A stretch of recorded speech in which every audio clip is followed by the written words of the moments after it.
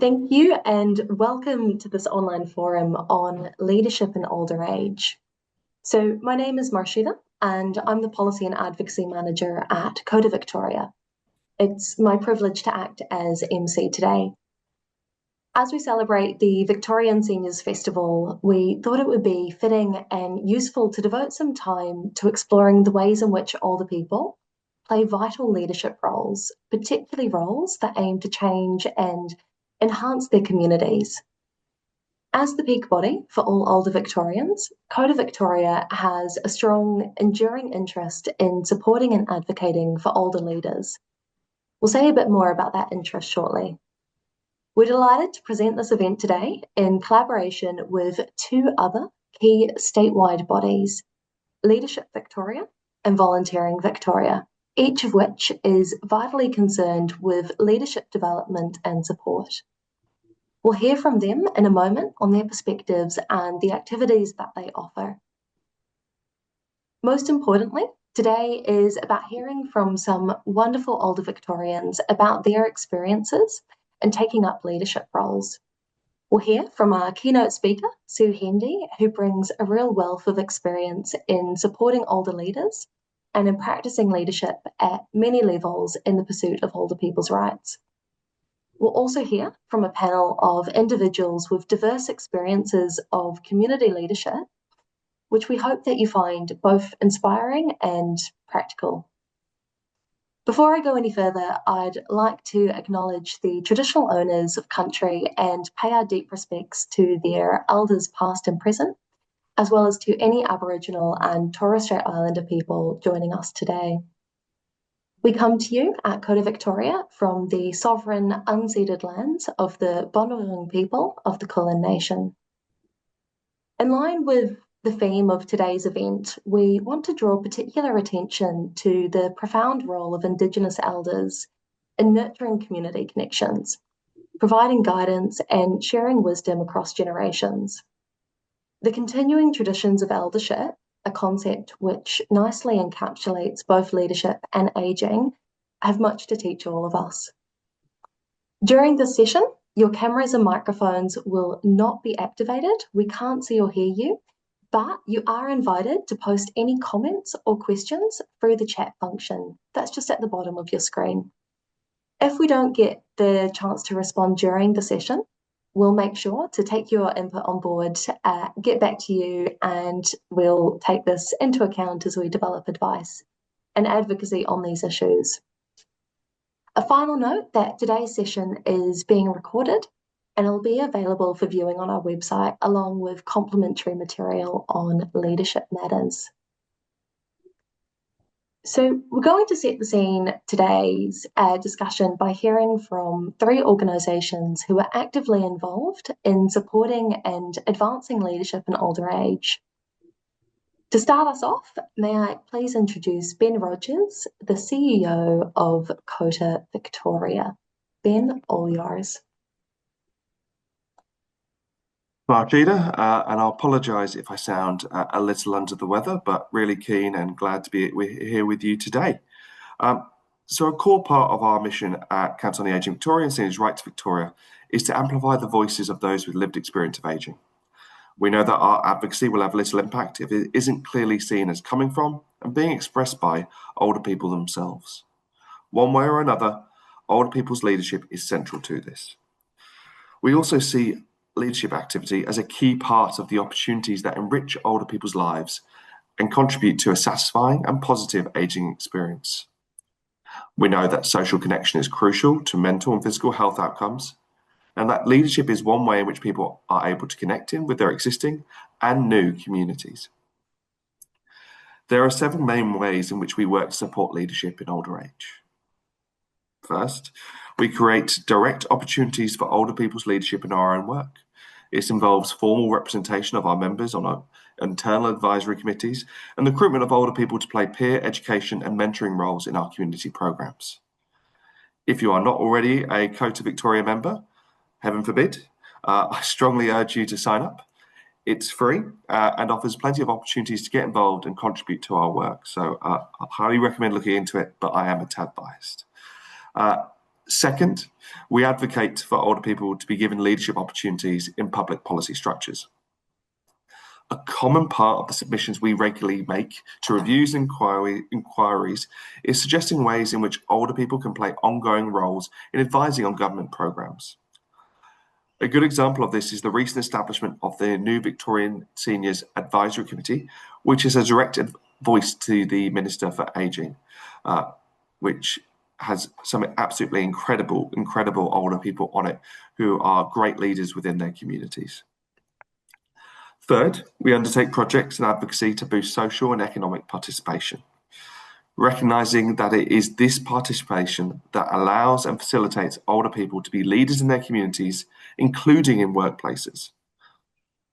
And finally, we work to combat ageism, discrimination, and abuse to unlock key barriers that prevent older people being heard and respected as leaders. This is, of course, a two-way street. As a greater proportion of older people are seen and valued as leaders, the less they will be subject to negative stereotypes that in turn drive discrimination and abuse. And I wouldn't be a good CEO if I didn't say that we have an upcoming member briefing on age discrimination coming out soon.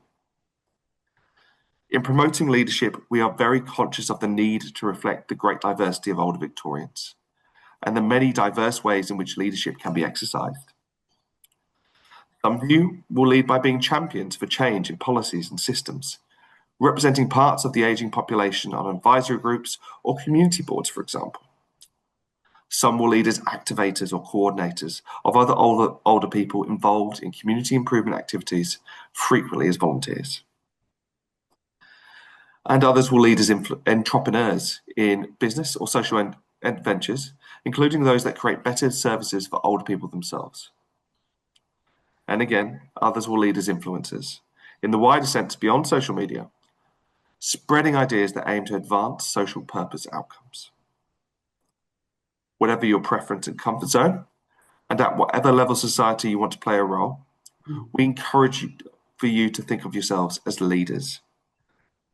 And with that, I would encourage you as well to please keep telling us at COTA Victoria, as the peak body for older Victorians, what you believe we can best do to help you exercise leadership and to help you to make Victoria a better place to age well. Thank you. Thank you so much, Ben.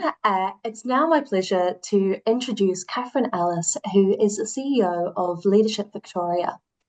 Many of you may be aware that Leadership Victoria has been providing high quality leadership development opportunities for many years, including a strong focus on community benefit through their Williamson Community Leadership Program. We're very pleased to see them turning their attention increasingly to leadership beyond retirement. So with that, may I pass over to you, Catherine?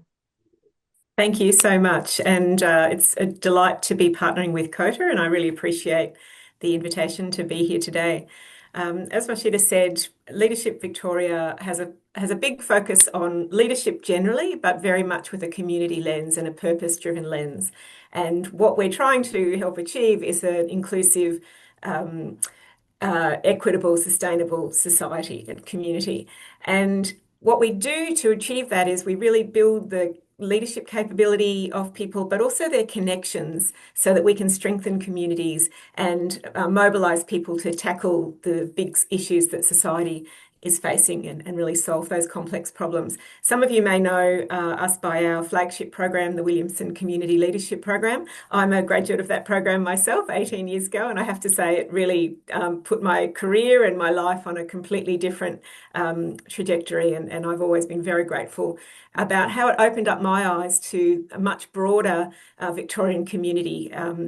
And so what we are trying to really do is make sure that other people have that opportunity as well. And more recently, we've been focusing on leaders who are at the peak of their career and stepping into that space of life beyond work, and trying to make sure that there's ways that people can use their amazing leadership skills and their networks and their ability to effect change in more useful ways and much more personally fulfilling ways than maybe playing golf every day. So I think it's really important also to understand that a lot of people kind of get to that point and think, oh, maybe I'll go and be on a charity board or something. But in actual fact, there's a lot more ways to contribute to community than being on a board. That's a good way, but it's always also not a particularly easy way these days, because a lot of organisations want people to be involved and connected with their organisation before they offer a board position. And when we did research for the new program that we're launching, we found that a lot of leaders who have worked in the private sector or in government their whole careers, they do have broad networks, but they find that the networks they have are very similar. And so, as one person said to me, you know, I thought I had really great networks, and then I realized everybody I know works in banking. And so, when that comes to that point of trying to have more impact in community, it's really great to have much broader and different, a really varied network of people to connect with, to understand what you're passionate about and what you can contribute to, and where the opportunities are as well. And so we actually decided to create a program. It's not a huge program. It's a short program, half a day for 4 days, over 4 weeks. And it's really about helping people find that path to understand what is it that you want to do in life beyond work that will mean that you continue to have purpose and meaning, and you're contributing to community. Sometimes you're continuing to make some money, but not always, because some people are quite financially fine, and in actual fact, the meaning in their life will come much more from what they can contribute to their community. And you know, obviously, there's a lot of benefit in that, because you will live in a better community. But also, I think a lot of people who've only ever worked in the private sector or government haven't always experienced how personally rewarding it can be to be making a contribution to people's lives and to the community in which you live, work, and play. So we've created the Beyond program, and I'm just going to share a little bit about it with you. Whoops, I think I've just messed that up. Let me just try that again. There we go. Hopefully you can all see that now. And this program, like I said, it's for leaders who are at the peak of their careers, and who are contemplating what's next, and people who've moved into that space beyond work as well. And we want to make sure that people don't see retirement as an endpoint, because in actual fact, there are experienced leaders who are moving out of work and have huge capability to contribute, but sometimes those skills and that influence, that leadership, is being lost to community when it could really actually have a huge impact. So this new program called Beyond, we want to help people get clarity for the future, work with a group to explore what opportunities might be out there, and then build networks with that group, and discover the reward of contributing your leadership to community and leveraging the expertise you have, and keeping it current as well. And in all of that, making sure that you're continuing to have purpose and meaning and relevance, and connection in your life. And so it's like I said, it's quite a simple program. It'll be 4 3-hour sessions over 4 weeks. The dates are on the screen there now. And I'll give you a link to this on our website as well afterwards, so no need to scribble down notes. But so it'll start in mid-November, and it's being led by a number of our Williamson Fellows, so graduates of our flagship program who graduated themselves many years ago and are actually living this right now themselves, and have been through this whole process about life beyond work. So they're bringing their lived experience to that, to firstly talk about what's going on in today's society and how you can be purposefully connected into that. Secondly, then looking at how do you put together the portfolio or the bento box of things that you want to do to make sure that you're living a life you love as you go into retirement. We want to redefine leadership. For a lot of people, leadership is intrinsically linked to their paid work, and in actual fact, being meaningfully involved in community is a hugely important way of showing leadership. And then finally, looking at what's your legacy going to be in terms of your financial situation and how you might be able to contribute through philanthropy and connecting with others who are in that space. And we're also throwing in a personalised executive coaching session as part of it, so that you can actually get some. This will be a small group of about 15 people, but the coaching session will be one-on-one. So there's an opportunity there to look very personally at what am I doing.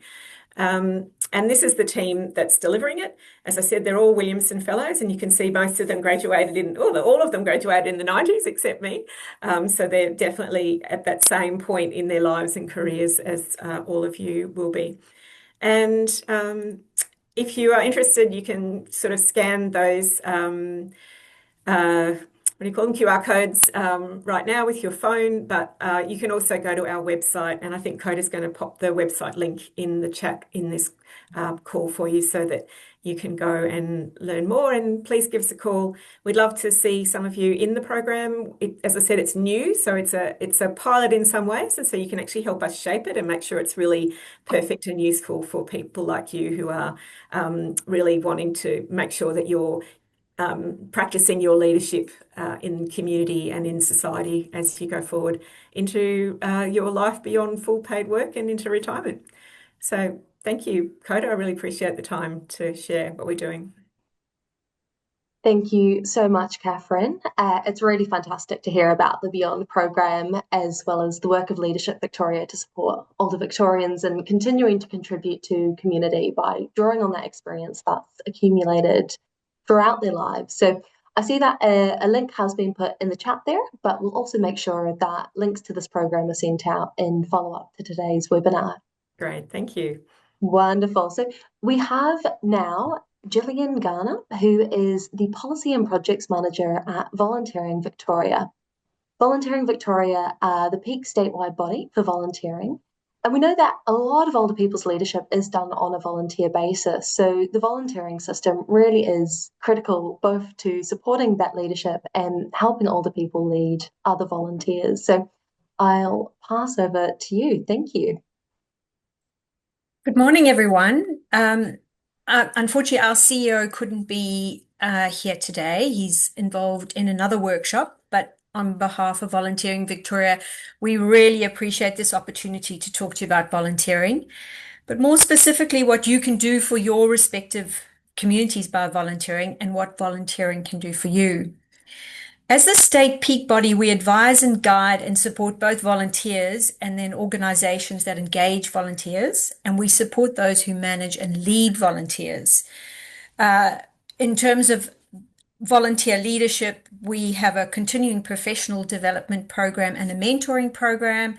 So we have a lot of support for those leaders in various guides and resources and training. Our vision at Volunteering Victoria is that Victorians are happier and healthier because they volunteer and build their communities.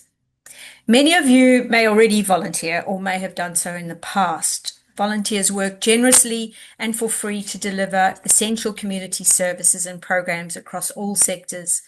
They are the foundation of our communities. They also promote inclusion, social cohesion, resilience, and recovery from emergencies and crises. They make an enormous and tangible economic contribution to Victoria. But there is so much that volunteering can do for you. This includes improved physical and mental health, greater social connections and increased social capital, skill development and pathways to employment and to leadership opportunities, and improved overall life satisfaction. I wanted to share a bit of data. Sorry, just let me see if it's moving. There we go. I'm not going to go into all of this detail. We will share this information with you, but just wanted to run through a few things. We recently published a State of Volunteering report. Obviously, during COVID, there was a sharp decline in participation rates. But the story in 2024, which is when we gathered data, was one of remarkable recovery from just 42% in 2020 to 58.9% last year, representing 3.3 million people across the state who gave their time to causes, organizations, neighbors, and communities. This recovery is a powerful indicator of Victoria's deep civic spirit and and social resilience. The report shows people still want to volunteer. There are many that say that they're planning to start in the next 3 years, and then there are about 36% of those who are just unsure. So they're not unwilling, but they are unconvinced or they don't know how to begin. So this is a group that can be reached with the right combination of visibility, encouragement, and support. If we were able to lift our participation rate to match the current national average, which is 64%, so higher than what we have here, we would see nearly 1 million additional volunteers across the state. This is not a distant or unreachable goal, which is great. The report highlights that volunteering is transforming and is also shifting away from formal volunteering to more informal volunteering, which is not a sign of disengagement, but a sign that people's lives, motivations, and circumstances have changed. Flexible and informal roles are essential. Rigid models no longer suit most volunteers. So we have an opportunity to reshape the volunteering system in Victoria, but we need to design for what volunteering is becoming, which is more informal, more diverse, more digital, and more integrated with people's lives. Now, this is just a reminder of what we already know, that volunteers have a higher life satisfaction and well-being score, but also that organizations who engage volunteers are making efforts to be more inclusive. I've got some stats on which we've drawn out of the report on our older cohort of volunteers, so 65 plus, who are currently volunteering. Again, I'm not going to run through all of these, but it's just to be aware that we do have this data in case that's useful. The participation rate is 50%, which is great. This gives the top 5 volunteering motivations, so why older people are volunteering. And you'll see there's a range there, and then recruitment channels. So where are they finding volunteer roles? What does a lot of this information tells us? It tells us that community needs volunteers and we need older people to volunteer, but also that volunteering must become more flexible to remain viable and inclusive. This creates more opportunities for people wanting to volunteer. There are many different options and not all are formal and rigid. We need volunteers with experience and skills and passions that older people can bring. While people are becoming more comfortable with technology, digital platforms, online training, screening requirements, they can still be challenging, but there is support to navigate these. Or you can look for roles that have less risk to vulnerable communities and may not require any screening. Your volunteering can be designed around what suits you, your lifestyle, interests, and skills. You can try something completely new or stick to what you know.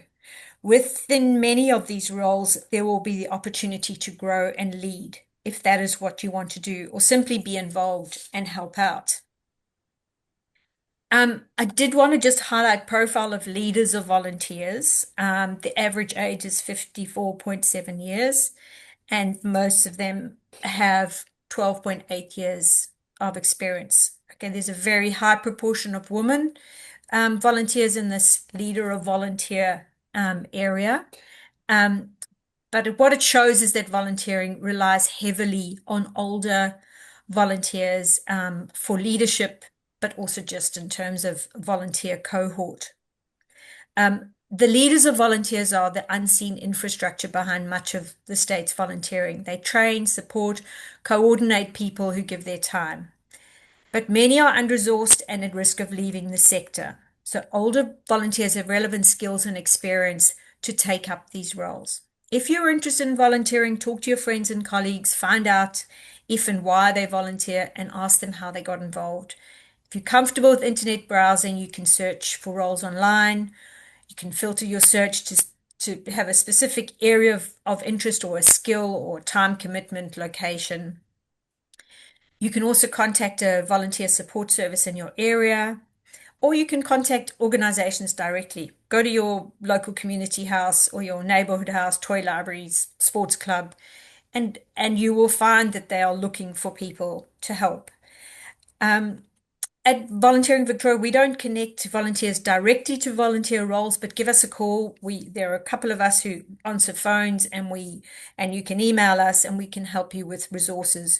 We also have a guide which will give you information on how and why you can volunteer and your rights and responsibilities. So reach out if you need some help. And as I say, we'll share all of this information with you in case it's of use. But thank you all for your time. Thank you very much, Gillian. Again, fantastic. The work that your organisation is doing, and we'll make sure to send out information following this webinar so that those interested in getting in contact and learning about opportunities available are encouraged to do so. So it is now my pleasure to introduce Sue Hendy. That should pop up now for you. So Sue, many of you will know Sue from one of her many roles, including as the previous long-term CEO of COTA Victoria. She's currently the director of the International Federation on Aging, which gives her a fantastic global perspective on the issues that we're talking about today. She's also the co-chair of the Human Rights as We Age Network and vice president of Try Active Life. Equally importantly, she has been a leader in diverse local community enterprises and describes herself as a life explorer and aging activist. Sue, the floor is yours. Thank you very much. So my contribution, I guess, is to talk about aging from a personal perspective and what that might shed light on in terms of leadership. Obviously, I come from a background of working in the aging field for some 50 years, and I guess from a personal level, 67. So the whole idea of leadership to me, I think, is very broad. And it can be at a micro level, or as I have done, to an international level and everywhere in between. And I'll talk a little bit about how I got to some of those things, and they're very diverse approaches. What I thought I'd start with, though, is thinking about what is it that we want to do as a volunteer? What is it that we want to be as we get older?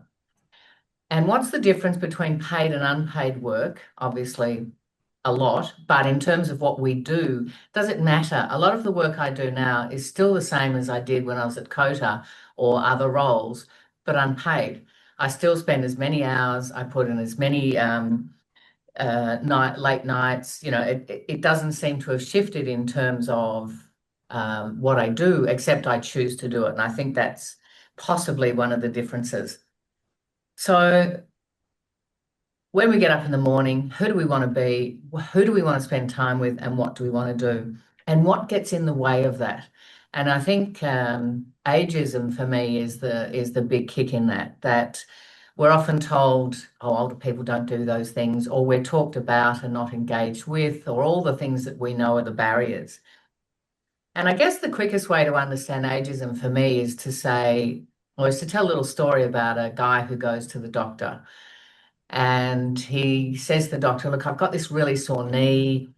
Don't know what's wrong with it, but it's really getting in the way of me doing what I want to do. Can you give me some ideas, maybe something we can do? And the doctor says, well, what do you expect at your age? You're 80. And the guy says, well, the other knee is also 80 and it's fine. So why is this one sore? So in many ways, we get fobbed off because of our age.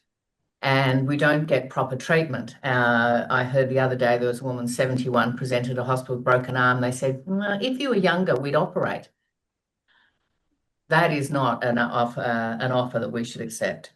So if we take ageism at the back of our head and follow through with it and pull apart what influences us to pursue something.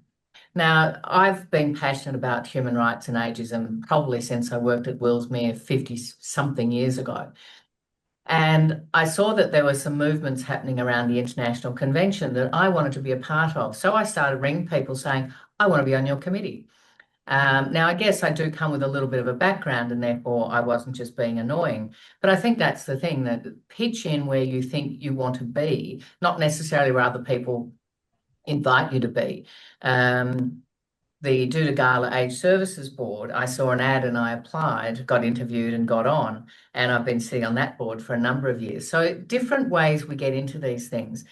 But as our previous two speakers have said, there are ways, formal ways, and other ways. The one that so I've now become a certified fitness instructor, and we've set up a local gym in Marysville. I now live in the bush, and we didn't have any instructors. So Tua said, sure, we'll get involved in that. We will be volunteers. We've done it all. Admittedly, our fees have been paid by the organisation. So we now have an organisation called Try Active Life. It's a gymnasium and a whole lot more. We've got 20 volunteers, and we've got about 140 members and small community. So we're doing really well. I've joined the SES because I thought I wanted to give back to my community, and I can learn really cool stuff. Like I can get my chainsaw certificate and a whole lot of other things that I want to do. Our volunteers sit between 40 and 90, and they're all taking on jobs within their remit that, I can't do X, so I won't do X, but I can do Y and I'd love to. And so I think it is working out who we are, what we want to do, and then following pathways and not letting ageism get in our way about whether you can do it or not. Sometimes you do need to develop skills. I know getting on boards, the formal boards, can be both challenging and boring, not all of them, but the whole governance area now is becoming so much part of the work on boards that you really need to do some study in that area to participate. So, I would suggest they're becoming beyond most of our reach, but if you're into governance, then it's a great place to be. One of the things that we do with our volunteers in Try Active Life is if we're looking for board members or committee members or contributors, we ask them along. They need to know who we are. We want to know who they are. And we often give them opportunities to participate without being formalised. We then offer training and we give them chances to go, yeah, no, I think I will. No, not happy with that, but I like what you're doing over here. And so it's all a matter of understanding, why do we get out of bed in the morning? What's missing in our life and we'd like to bring in, and what can we contribute or get back? And usually volunteering gives us both, and in my experience. So I think there are lots of basically volunteers, and all of us in our older years are sought after. We just haven't found the person who's looking for us. So it's a bit of homework, it's a bit of exploring, it's a bit of talking at the organisations we have, Volvic and Leadership Victoria, all good organisations to work with. Council on the Ageing, obviously. I have to always talk about Council on the Ageing. And so, yeah, enjoy, get out there and see what will be the thing for you, or the things for you.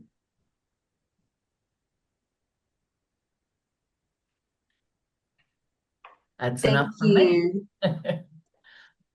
Thank you so much, Sue. Sorry, my video has just been disabled, so you'll have to sit with just my voice at the moment.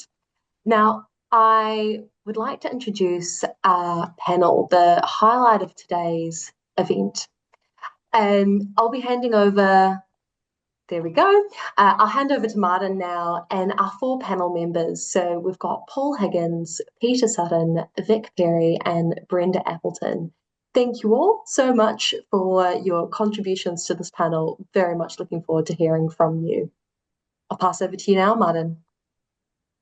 Thank you, Marshida, and good morning, everybody. It's my great pleasure to facilitate this part of the program today, where we're going to continue really where Sue's just left off, and dig a bit deeper and get quite a bit more personal about really the lived experience of community leadership. And we've got four wonderful panellists to help us today, all of whom have more than amply demonstrated how effective leadership can be practiced in areas linked variously to their personal and their professional passions.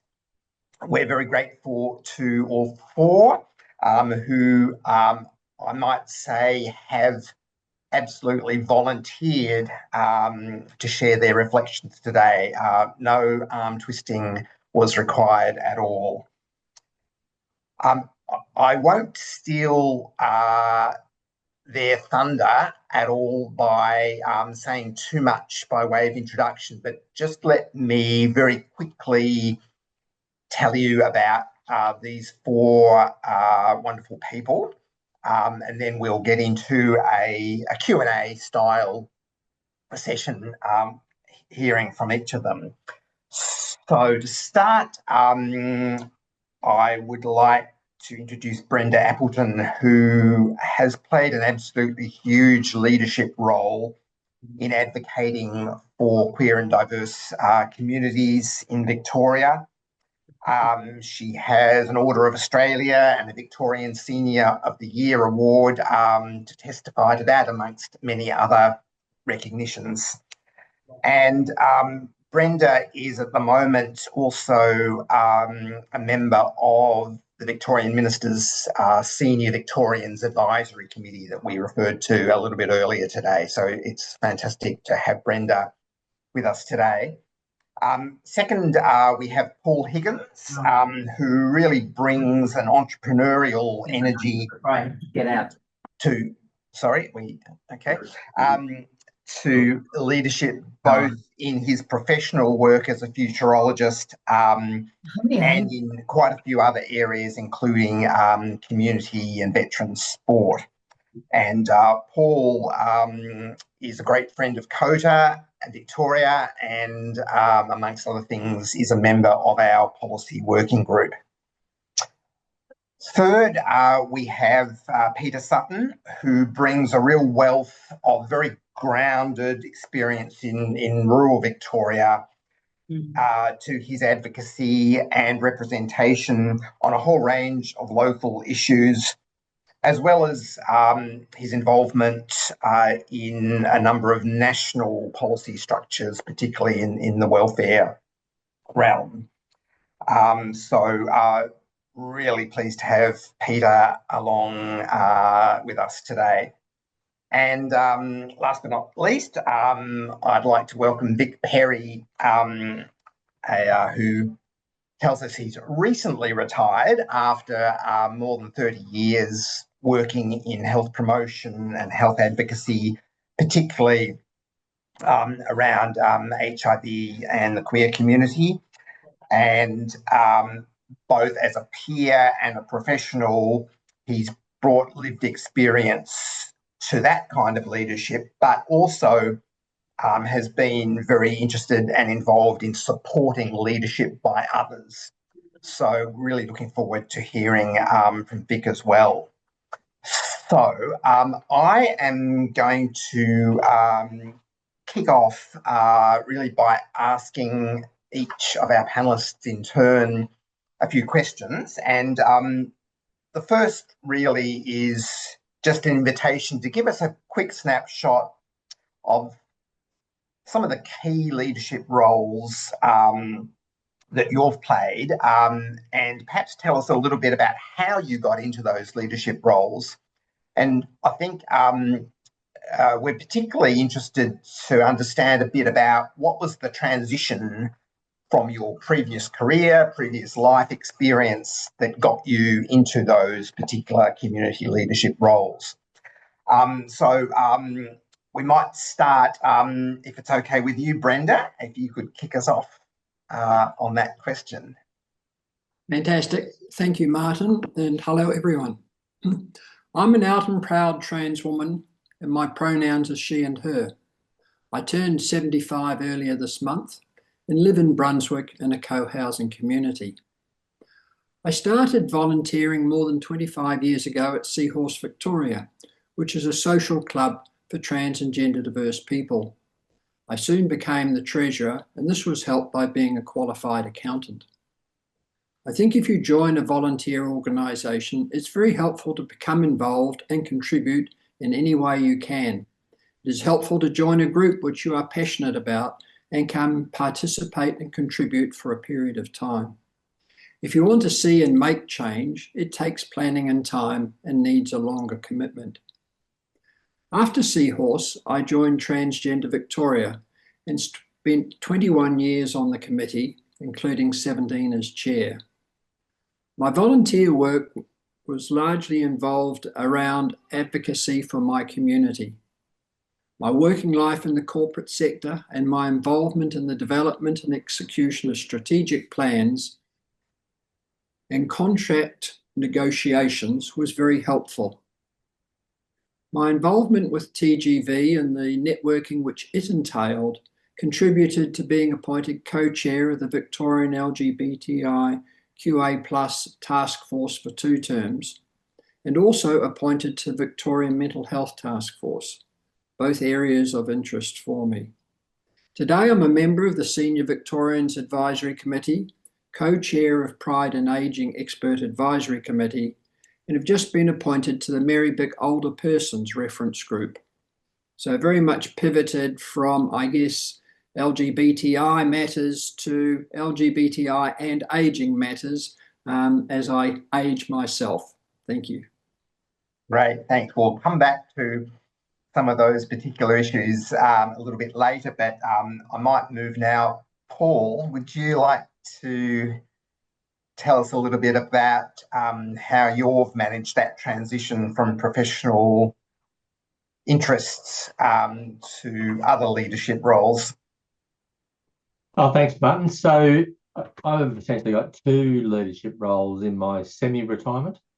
The first of those is a partner and chair of the board at Social Venture Partners. We're a venture philanthropy group. So partners give time and money to organisations that are working with young people experiencing disadvantage so they can maximise their potential. We also bring venture capital principles to the not-for-profit sector by trying sort of to work with people about taking more risk and increasing levels of innovation. I actually came to join as a partner back in 2014 by attending a Leadership Victoria event, of all things. So I'm also a graduate of the Williamson Leadership Program, and they had a joint one between Social Venture Partners Melbourne and Leadership Victoria. And really what happened was that I decided I would stop talking around the not-for-profit sector about what they should do, which is a lot of what I was doing, and get in and actually get actively involved in working with organisations to deliver change. The other thing I do is I'm president of the Essendon Veterans Cricket Club, and many people might know, but there are now 44 teams in a Veterans Cricket League in Victoria, spread right across the state. And I joined there just to get active again and sort of rekindle the sort of love of cricket, and which I played a lot as a younger person. And then I got tapped on the shoulder by the previous president, Neil King, who had served for 9 years and had put in a lot of time and effort and been very successful, but he was looking at succession planning. So I've taken over there in that role. So those are my 2 roles. Fantastic. Thanks, Paul. Now, Peter, we know that you're really a bit of a mover and shaker and very much an influencer around both local and national matters. Would you perhaps tell us a little bit about how on earth you got into those sort of activities? Yes, thank you, Martin. I guess I'm somebody who's always believed in, like the quote by John Donne, which is, no man is an island entire upon itself, but part of the continent. So I think we all have common humanity and that it is important to speak up. I do have broad interests, and I grew up in the country of Victoria, so I've taken an interest there in local history, particularly war memorials, because as I grew up, being born in the 1960s, of course, there were still war veterans around. You could see how they were damaged. You could see the cost that war had on those people. Those people have died off now, and I think people have forgotten the conflict and the costs of war because those people are no longer around. You can no longer get the physical reminder of damaged people. So I think war memorials are important. So I've been involved in a number of projects to install new war memorials and restore old ones. So that's an interest that I've had. But I also think it's part of being prepared to speak up. During my working career, I got involved in health and safety issues during work. I felt that they were important, so I got involved with those. When I was working for a major retailer, I discovered, having done a first aid course, that my company did not have defibrillators in their stores because there was a list of defibrillators that you can access. So I decided that is wrong. If I save a life by pushing for defibrillators, that's a good thing. So I got involved with defibrillators. I was involved in a pedestrian accident back in about 20 years ago. Over the years, I've got musculoskeletal conditions. I ended up losing my job, and I felt other people would be in the same situation. How can I help those? And then I've become involved with Australian Council of Social Service, Raise the Rate campaign for Job Seeker. Been involved, went to the Job Summit, to a ministerial roundtable back in 2022, where there were a number of people there, including Council of the Ageing, Combined Pensioners, Australian Seniors, a number of business groups, with the then Commissioner Kay Patterson. So that was interesting. I was appointed recently as to the first National Centrelink Lived Experience Reference Group that was established after the Robodebt Royal Commission to ensure that people of lived experience had a voice, so that wouldn't happen again. So I think I've fallen into a number of leadership positions because I think it is important to speak up. It's important to communicate. Communications is two ways. So you need to talk and engage with people. Don't expect change to happen unless you're prepared to have a go yourself. Fantastic. Thanks so much for sharing such a diverse range of experiences. And I think what you've just said really highlights the many different pathways that people can take into these sorts of roles. Now, Vic, thanks so much for joining us. I know you're perhaps a little bit at an earlier stage of moving from paid career into retirement, but you are bringing, a great passion in a very sort of sensitive area of lived experience. Please tell us a little bit about what that looks like for you. Yeah, thanks, Martin. I'm still trying to work it out, actually. It's a bit of a dilemma of what I want to do and balancing time, and so kind of still working out. But anyway, thanks very much for the opportunity to be on this panel. Just first up, I'm 63. I identify as a gay male, and I've been living with HIV for 38 years. And I guess the first part of my working life was in scientific research, very different to where I found myself eventually. But I took advantage of some long service leave after a long time in that area. And after having a break, I had to decide what I wanted to do from then on.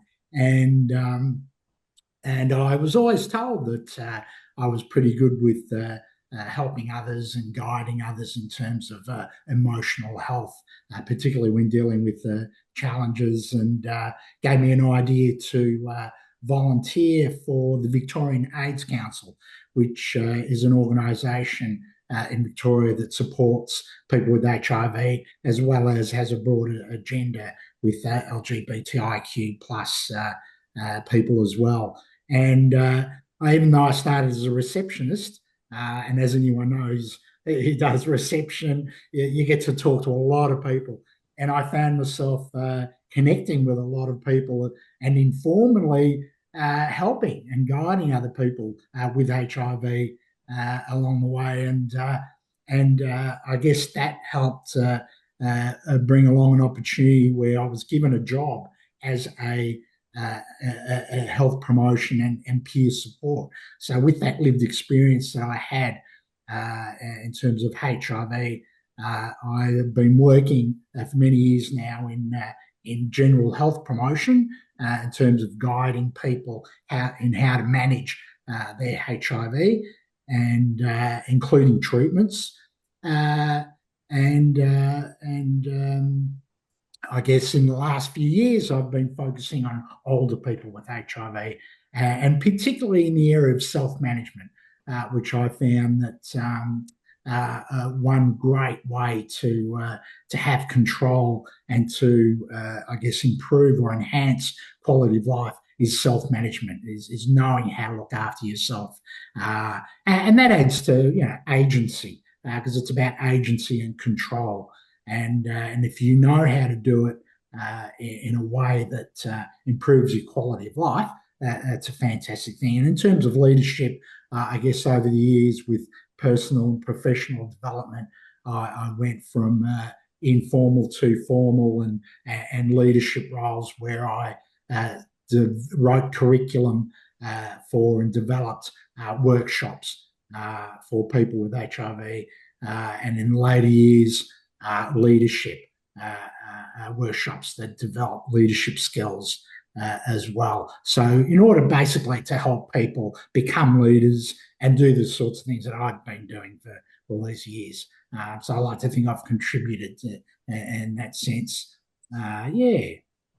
I wonder, Vic, would you agree with the comments Sue made earlier that the sort of work that you might do in an unpaid sense, post-retirement, if you like, may not be all that different in some respects to the work you've done previously? Yes. Even though I've retired, I am doing consultancy, and in fact, I'm currently coordinating and will be facilitating a leadership workshop that I co-founded many years ago in my work. So I've been asked to come back and do this particular project. And so, yeah, I'm doing pretty much the same thing as I've always done, and other things as well, whether it be presenting at conferences or speaking at events. It's the same kind of work, and the difference might be simply that one's paid and one's not. Also, the satisfaction, though, that I get seems to be a lot more in the work that I'm not being paid. There seems to be a different kind of mindset that when you're being paid to do something, it's one kind of way or one perspective that you have on the work. But when you're not being paid, for me personally anyway, I'm doing it not because I'm paid, but I'm doing it because I love doing it, and I love the importance of what I'm doing in terms of helping others achieve their goals. So there's more.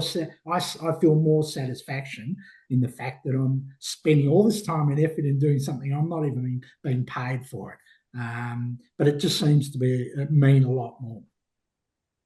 Great, thanks for that. So you've all really made it very clear that you bring a huge amount of passion to the particular leadership roles you've been playing. I just wonder if we could get a quick comment from each of you, and we might go in reverse order, about what are the particular community outcomes that you are really driven by in those leadership roles, and how do you think your involvement in leadership, in some sense, can contribute to achieving those goals? Would you like to kick off, Terry, and we'll go in reverse order? Yep. I think it's about self-confidence and being comfortable with it. And I guess I'm talking in the context of my communities, the queer community, HIV community. It's about being comfortable in who you are. So as a person with these intersectionalities, because the more confidence, the more self-confidence we have, and then the more agency and control that we have, that I guess enhances our overall quality of life.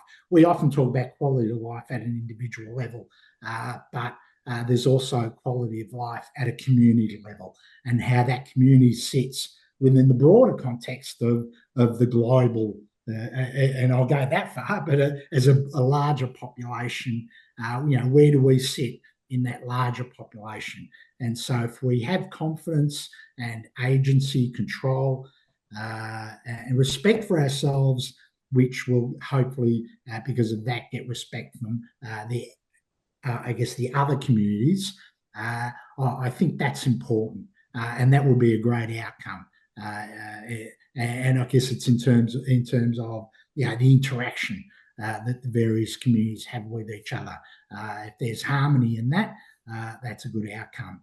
And I guess what I've contributed in my communities has been, as I sort of mentioned before, about developing workshops that help build that confidence in people. So earlier in my career, it was about individual peer support in HIV and sexuality, workshops that help people feel confident and comfortable with their sexuality and HIV as well.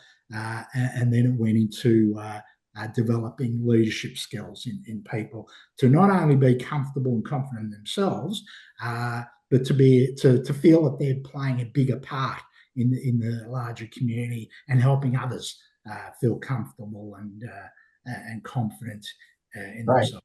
Yeah. Thanks so much for sharing that. And yes, I guess really what you're saying in a way is that being a leader is about modeling a way of being and a certain confidence yourself.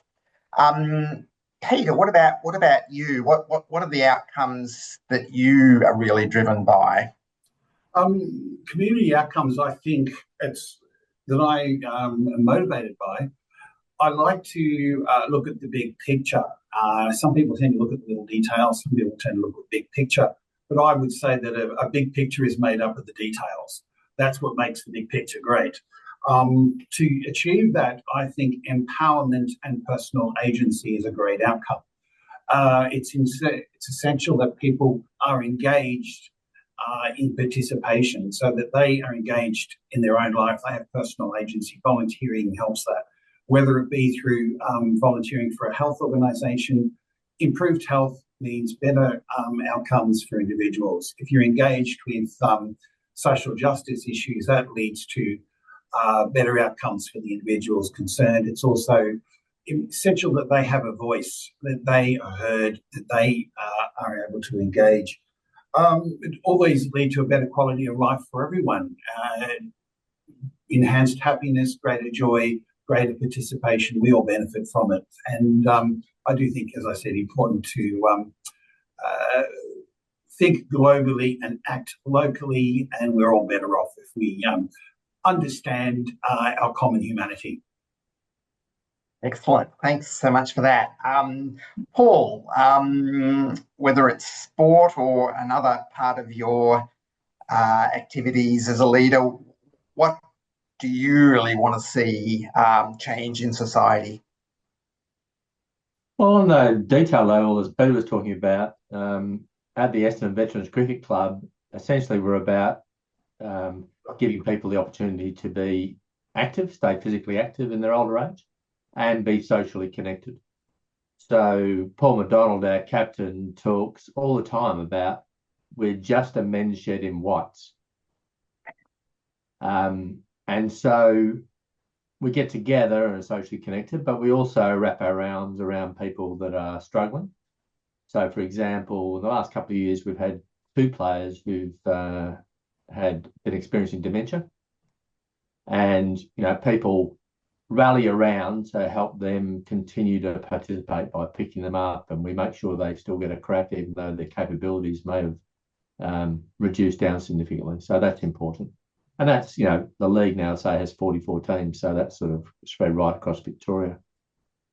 In terms of social venture partners, Melbourne, as I was saying before, we volunteer time and give money to organisations that are working with young people experiencing disadvantage. And that's very aligned personally, I know with others, the other partners, with my sort of history. So my father, who thankfully is still with us, in fact, came to the cricket on the weekend, he left school early because the family couldn't really afford for him to stay at school, but did a PhD at 30. And he did that because he was given support and opportunities by the community he lived in, etc., to be able to do that. We were in England, and that enabled him to come here and gave us the opportunities of being in Australia. So the sort of things we do to help organisations working with those young people experiencing disadvantage is very close to my sort of personal story. But also beyond those individuals being able to maximise their potential because we, assist in them getting over those hurdles, we strongly believe that our whole community is better off, because if every individual gets a chance to maximise their capacity, then everyone is better off. Everyone is more successful because of that. And lastly, the partners themselves get a lot out of that. So we're socially connected as well. So we have events and dinners and various other things. So as well as going into organisations and doing that work, we create social connection between the partners at the same time. So social connection, physical activity and contributions, and that maximising potential for young people are the outcomes that sort of encompass all of what I do. Thanks so much for introducing that theme of intergenerational benefit and really, paying forward your experience and your leadership to the next generation. I wonder, Brenda, is that something that motivates you too? Yes, certainly, I think so. It's, I guess I have been driven by trying to improve things for those that are following behind. And going back 15 years, the trans and gender diverse community received very little funding and support in the community. And after I joined the Victorian GLBTI Advisory Committee under the last coalition government, I was appointed to chair the Transgender and Intersex Committee. And in that role, I was able to work with DHHS to develop a detailed, fact-based paper covering the needs of the trans and gender diverse community. And fortunately, with the change of government and the support of Andrew's government, we're able to get funding to help improve access to health services for trans and gender diverse people. So it was a matter of building a case for a community that was underrepresented in government support, and then ensuring we did a good job with that to then support, I guess, future funding rounds as well. You can build on success, and I think the trans and gender diverse community has been able to do that. One of the other areas that I was heavily involved with was the birth certificate reform, which was to give trans and gender diverse people the opportunity to have a birth certificate which reflected their gender rather than their sex assigned at birth. And sometimes the role or the process isn't smooth. And in this case, the government proposed birth certificate changes. And in 2016, the government was unsuccessful in getting it through Parliament. And it wasn't until the next Andrews government that it was actually passed in 2019. But as I had very much led the case from a community point of view, a trans community point of view, I came under a fair bit of criticism from people within my community for not getting something passed in 2016. And if we had, it would have meant leaving some behind, because we would have had to have compromised on who qualified to be able to get that birth certificate reform. So I think it's important as leaders that we don't leave people behind. I think it's important to hang out for the very best deal that we can do and be inclusive of all. So experience in these matters helps when you go through further iterations and new challenges. And whilst it can be hard work, it is very rewarding when things work out. Yeah. Thanks so much. Great examples. And having been a bit involved in some of those things myself, I can certainly attest to both your role, but also the importance of having people, older people and younger people, sitting down together to nut out those issues. So You've all mentioned a number of attributes, and inclusiveness, perseverance, importantly, have been some of those things you've highlighted. But I'd like now to turn the conversation a bit to the skills and, if you like, the attributes that you've all brought to various leadership roles, and they might vary across different roles. But it'd be great if you could perhaps reflect a little bit on what skills and attributes do you think have been most critical in those sort of community leadership roles, and if relevant, and it may not be relevant, how does being a slightly older person, or perhaps a retired person,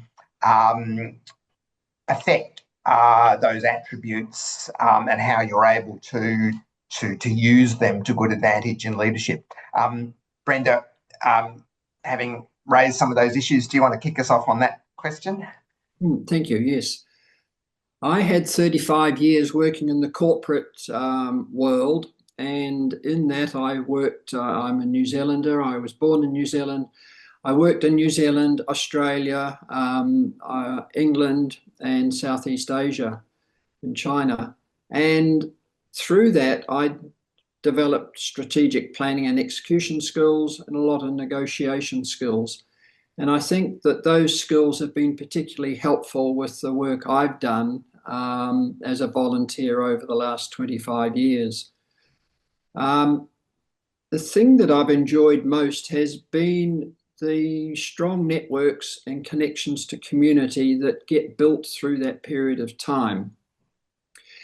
As I moved more out of working and into volunteer work, I did do a training course with the Australian Institute of Company Directors, and I wanted to improve my governance skills so I could become a director and discharge those duties, I guess. So doing the course improved my governance skills and awareness, but it also built a new network for me. And networks have played such an important part in what I've been able to do, particularly outside the working world. Attributes I think that are important are being authentic, true to yourself, reliable, doing what you commit to on time and in full. And I think that that makes a huge difference to your acceptance within any organisation. I think you need to be considered so that the matters that you raise and the way in which you do them reflect on having done some research and being well informed. Collaborative. Don't try to do everything by yourself. Build networks and be connected. And I think being able to share in the activities, share in the successes, and that sort of thing is just such an important part of getting involved. I think to get involved, you need to be bold and brave. You need to take a big step. You need to find the right organisations to join, so something where you do have passion and want to contribute. And then set about getting involved, making a contribution. I find a lot of the work I do can be emotionally draining.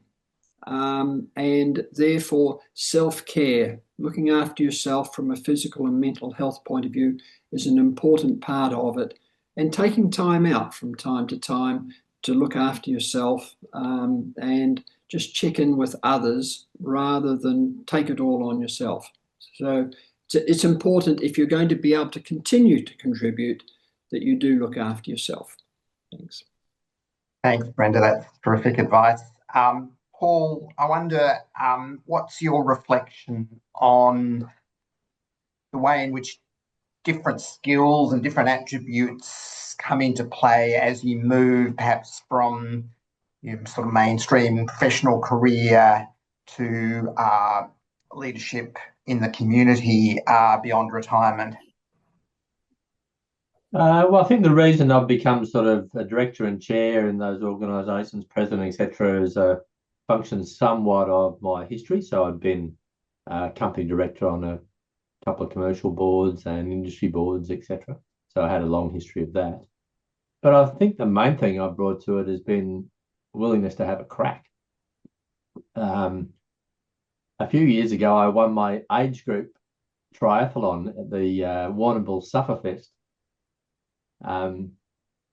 Not because I was any good, but because I was the only one who turned up in my age group. So, I'd encourage people to do that, to just, change. Most change happens because people show up and have a go more than anything else. So that's the main attribute I think I brought to it. The thing I had to change, I guess, to some extent was, from working in organisations with hierarchical structures or consulting to those, was working within a volunteer network, especially at Social Venture Partners Melbourne, where all of the partners are volunteers. They put in their own money and time. And so adjusting how to work within that environment in terms of what motivated people, how, who to go to get things done, etc., without those hierarchical structures, was something that I thought was something I had to learn to do better than I had done historically.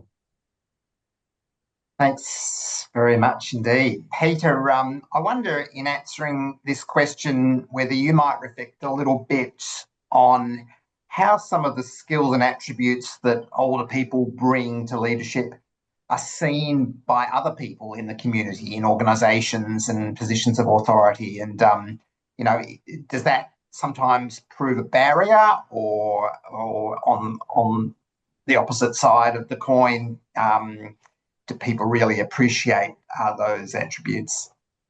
I think some of the essential attributes are teamwork, good communication skills, and that is both listening and talking and listening for clues. Now, a lot of older people have spent a lot of time in the workforce. We have worked with other people. We know the importance of teamwork and collaboration. So that is a skill that we can certainly bring to bear to the volunteer sector. Many of us have learnt organisational skills.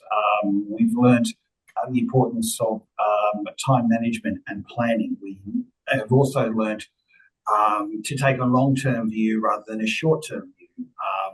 So there are certainly skills that we can bring to the fore that we have. Experience is essential upon that. But I'd like to also just slightly depart, but to give you examples of skills, two examples. The actress Patricia Routledge has just died. Now, she depicted two very different characters. The first character, Hyacinth Bouquet or Bucket, shows us the wrong way to do something. Dominating, not listening, dictating to other people. That is not a way to get anything done. The other character role she played was as Hetty Wainthrop investigates, an older woman who found she was good at something in her older age, was able to go out, create a new business. She had skills of listening to people, of focus and attention, and life skills that she brought to bear. So two contrasting examples.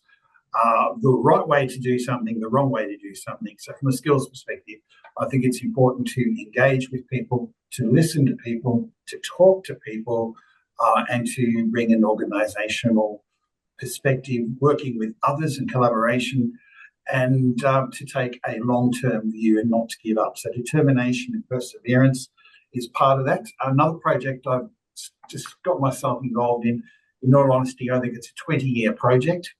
I grew up in country Victoria, in a town where they've taken the rail services away.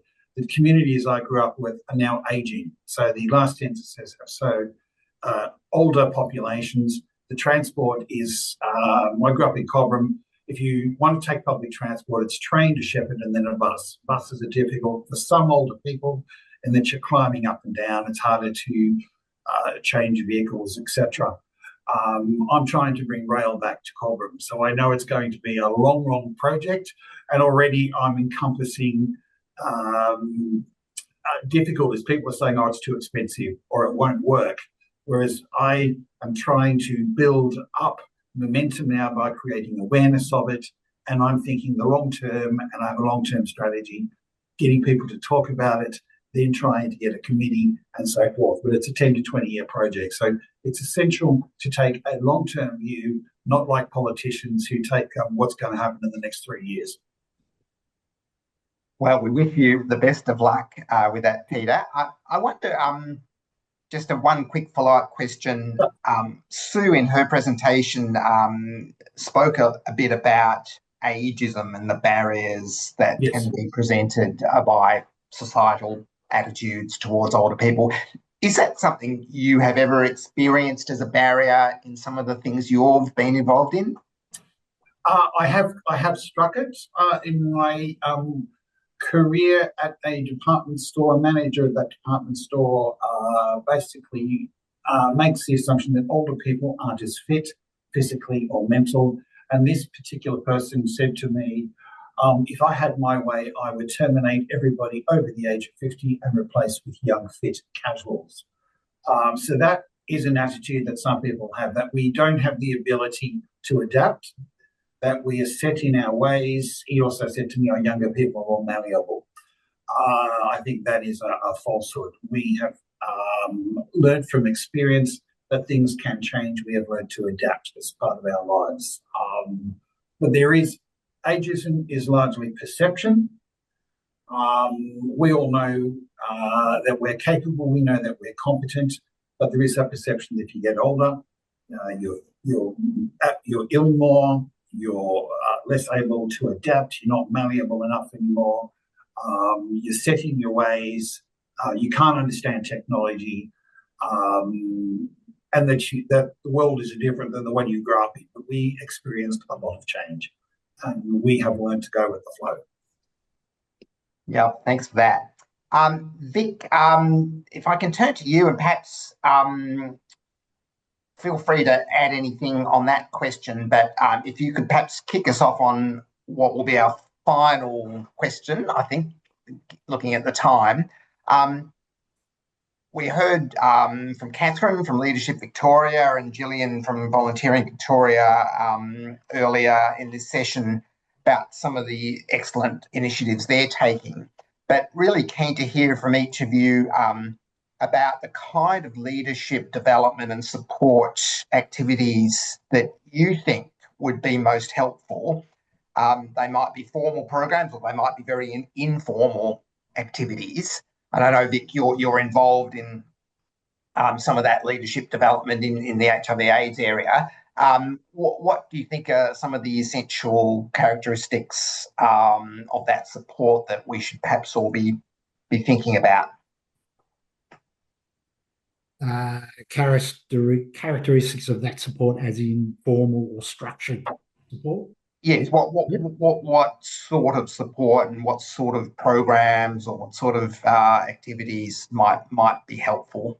Yeah, I guess what has already been done by COTA, Leadership Victoria, Volunteering Victoria, so there are programs already available in that area, and I guess the continuing of those programs and publicising them. Any programs, nothing without unless people know about them. So the more that people know that these programs exist, the better. The one that I'm currently doing at the moment is called, and I'm thinking of analogies here too. So when I talk about my own community, I can see the analogy in terms of how they work and purpose. But it's Positive Leadership Development Institute, and it's something that was developed in 2006 in Canada, and we adapted here in Australia in 2013.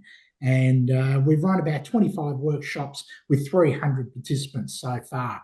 And I guess the purpose of these workshops are there's already an assumption that people are okay with their HIV status. So they personally have developed enough resilience to deal with their HIV on a personal level.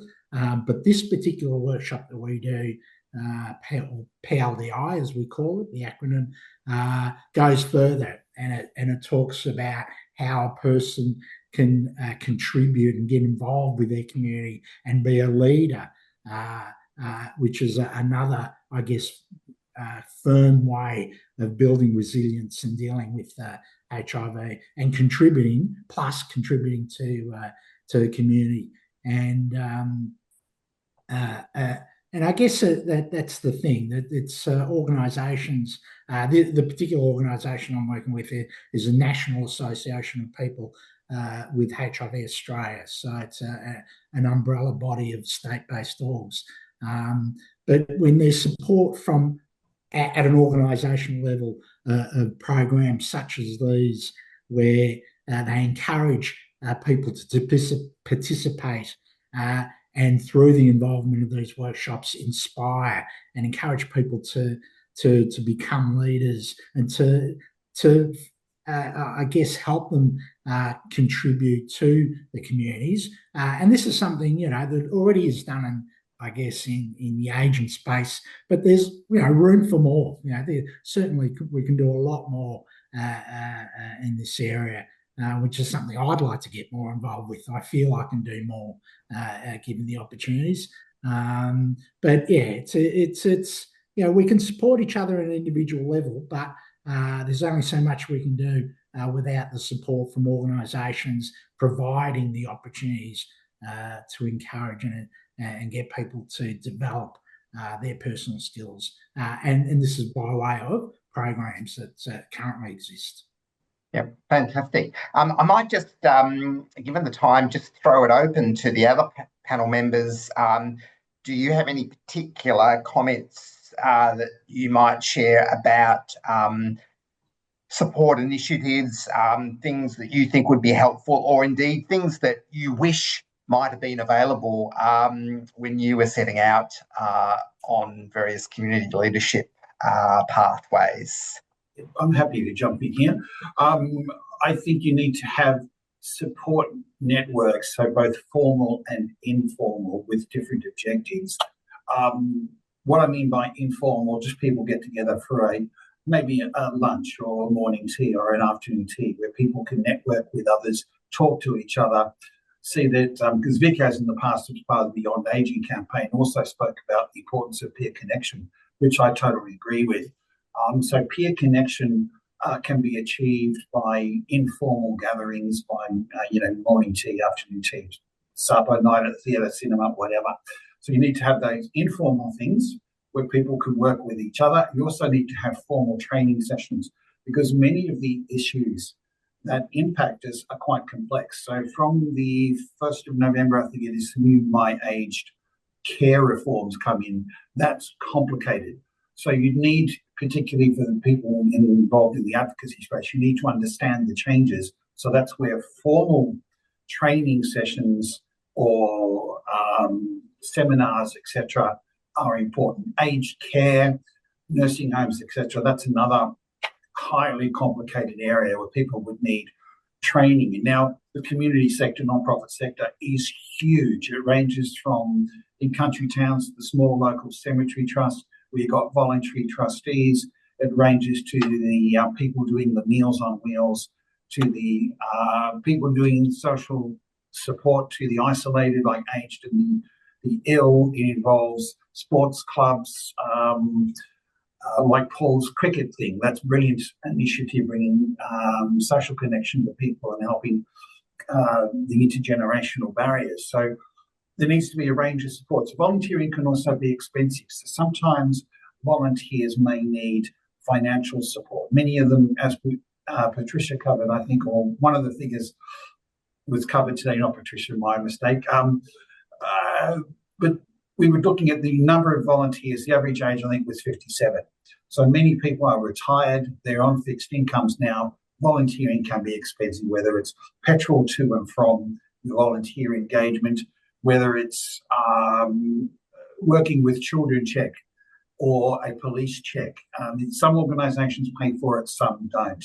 So they may be a burden on some people. So financial supports may be useful in some cases. Thanks for that. We're just about out of time, but Brenda, please come in on that question. And then I think Vic's got a quick comment to follow Yes, up? thanks, Martin. I think it's important that people get themselves established in an organisation, a volunteer organisation, before trying to take on a leadership role, so that they learn the ropes, they learn what are the key issues, they learn who the power people are, and they therefore can perhaps identify for themselves someone who might be a mentor for them and help them to make that step up from being a committee member up into being taking on a leadership role. I think you get a lot out of it yourself. The more you put into it, the more you get out of it. And I've had some very challenging situations I've been in, but I've also had a lot of personal growth as a result of being there. There's a lot of resources online. We've heard from those today from organisations in Victoria, but there's also a lot of worldwide organisations that we can tap into as well. If people aren't online, they can get help at their local library and get on with it. Fantastic. We are just about out of time, but Paul, can you give us a very quick final comment? Yep. So one of the challenges our partners at Social Venture Partners Melbourne have had is a lot of them come from commercial roles and then are working in the not-for-profit sector. And there's a bit of a shock, I think, for some of them about how different that not-for-profit sector is. And so transition programs, the beyond one that Leadership Victoria is talking about, to learn more about the sector before they try and sort of jump in and tell everyone what to do is a very useful thing, I think. Fantastic. Look, thank you so much to all four of you for such a rich conversation and for sharing so much with us this morning.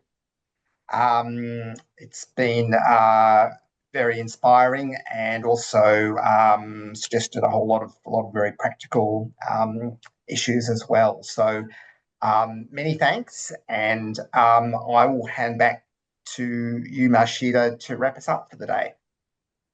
Thank you, Martin, and thank you to all of our panelists. Just reiterating Martin's comments, it's really fantastic to hear from you, your experience, your advice, and we'll make sure to follow up with those attending and those interested in watching a recording of this webinar that outlines some of those key points of advice and opportunities they might like to look into. So we have reached time. In closing today's event, I'd like again to thank all of our speakers, our volunteer panelists, as well as our gratitude to Leadership Victoria and Volunteering Victoria for their partnership. As I indicated in opening, the recording of the session will be available on the COTA Victoria website, together with complimentary material about COTA Victoria's support for leadership and links to both the Leadership Victoria and Volunteering Victoria websites. We'd really love to receive your feedback about the event and the topics that we've raised today. So what we'll be doing is sending out a follow-up email with details on how to access further information and provide input, as well as details as to how to become a member of COTA Victoria if that's something you haven't already done and that you're interested in doing. So with that, we'll finish up. Thank you to all of those in attendance. Thank you to our speakers, and we look forward to following up with you and hearing further. See you.